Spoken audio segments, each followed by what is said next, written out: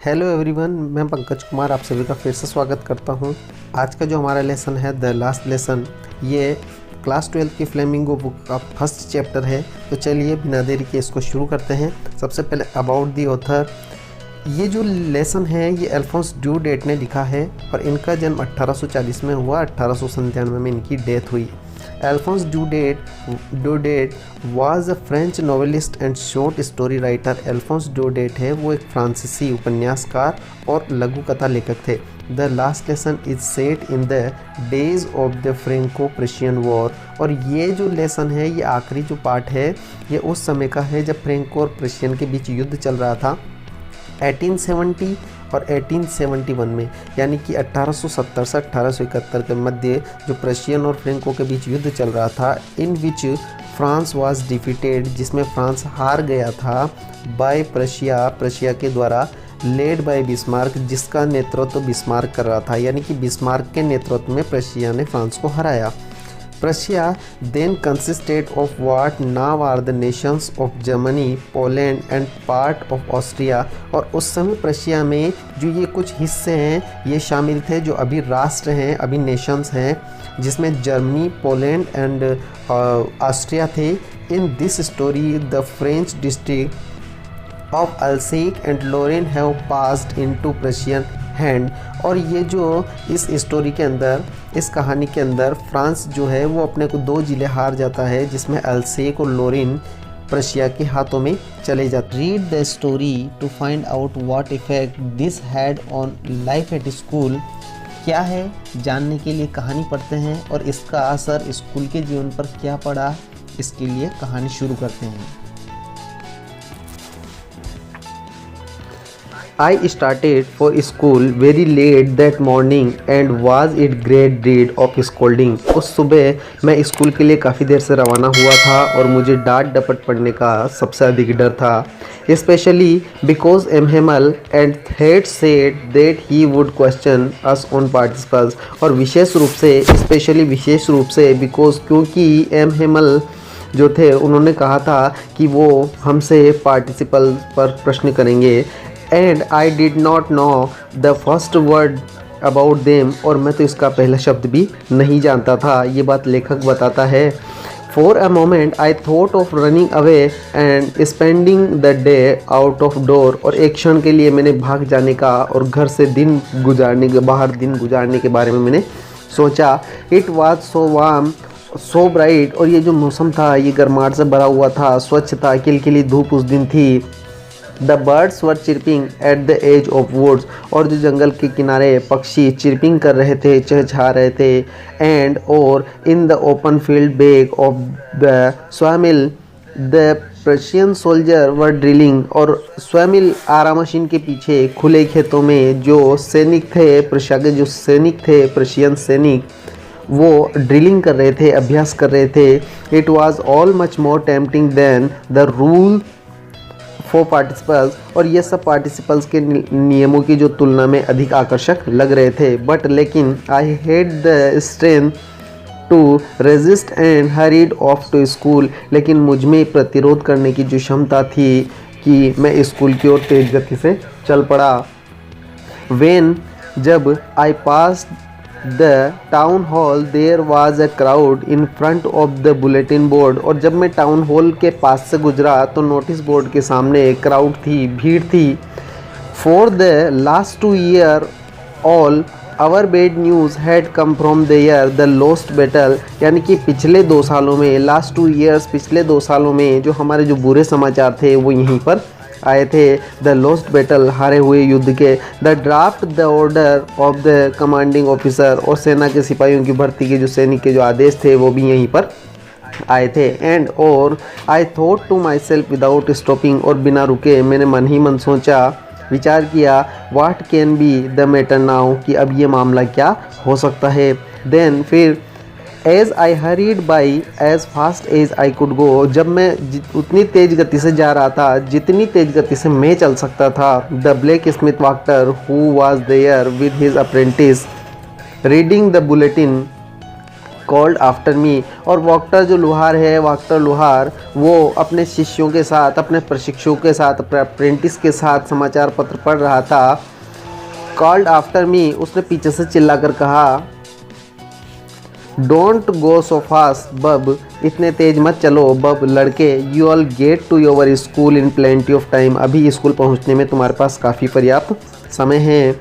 I thought, मैंने विचार किया, he was making fun of me, वह मेरे साथ मजाक उड़ा रहा था। एंड और reached M Hamel's little garden all out of breath, और मैं एम हेमल के छोटे से बगीचे में आउट ऑफ ब्रीथ, हाँफता हुआ जा पहुंचा।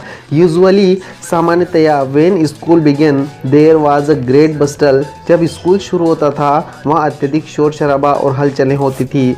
Which could be heard out in the street, जिसे गली के बाहर आसानी से सुना जा सकता था। The opening and closing of desk, वो डेस्कों का खुलना और बंद होना। Lesson repeated in unison very loud, और एक स्वरों में, एक आवाज़ में उन पाठों को रिपीट करना, दोहराया जाना, वेरी लाउड, ऊंचे स्वर में या तेज आवाज़ में। Over our ear to understand better, और हमारे हाथ जो है वो कानों पर रखे हुए ताकि हम बेहतर अंडरस्टैंड कर सकें, समझ सकें। एंड और the teacher's great ruler rapping on the table, और जो अध्यापक का जो डंडा था मेज पर खटखटाता हुआ, वो डरावना डंडा। बट लेकिन now it was all so steel, लेकिन अब ये जब जो भी था वो सब कुछ स्टील, शांत लग रहा था। I had counted on the commotion to get to my desk without being seen, और मैं अपनी मेज़ तक बिना किसी को कि देखे पहुंच जाने हेतु इस हलचल पर मैंने भरोसा किया था। बट लेकिन ऑफ कोर्स, बेशक, that day everything had to be as quiet as Sunday morning, लेकिन उस दिन बिल्कुल जो भी था वो रविवार की सुबह के समान शांत लग रहा था।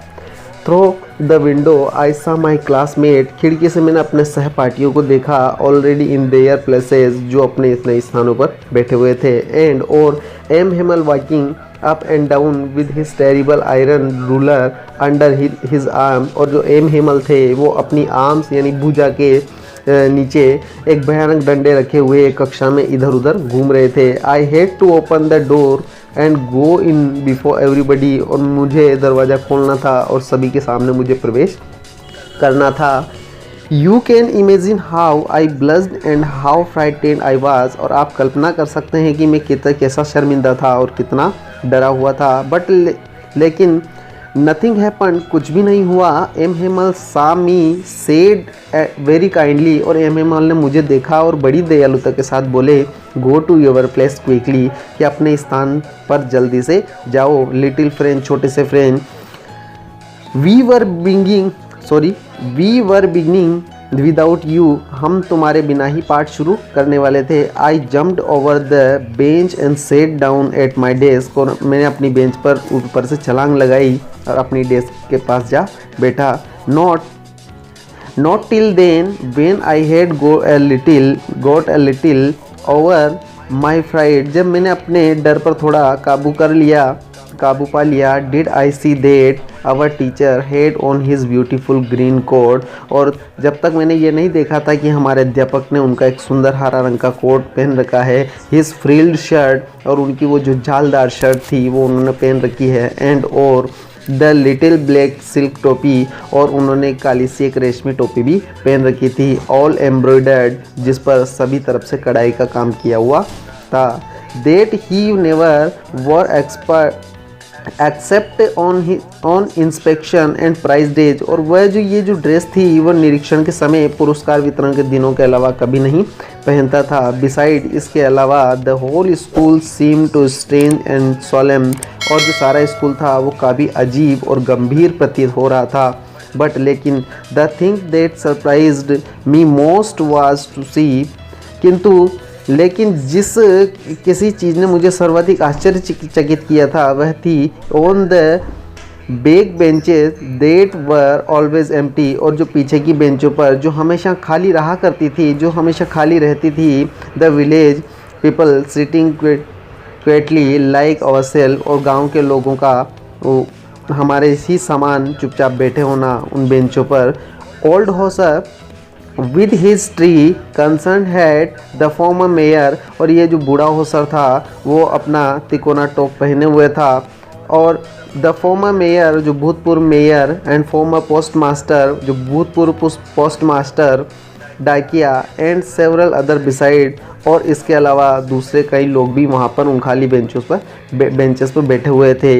एवरीबडी लुक सैड, और सभी लोग उदासी के साथ दिखाई दे रहे थे। एंड और Hauser and brought an old primer, Hauser अपनी एक पुरानी जो प्रथम पुस्तिका लाया था। थम्बर्ड एट द एजेस, जो किनारों पर अंगूठे से पन्ना पलटे जाने के कारण वो बिल्कुल गंदी हो चुकी थी, वो किताब होसर लेकर के आया था। एंड और he held it open on his knees with his great spectacled lying across the pages, जो वह इसे भारी भरकम चश्मे की मदद से जो पन्नों के ऊपर आर पार रखा था अपने घुटनों पर रखे हुए खोले हुए था। आज के लिए बस इतना ही, अगली क्लास में फिर से मिलते हैं, तब तक के लिए धन्यवाद।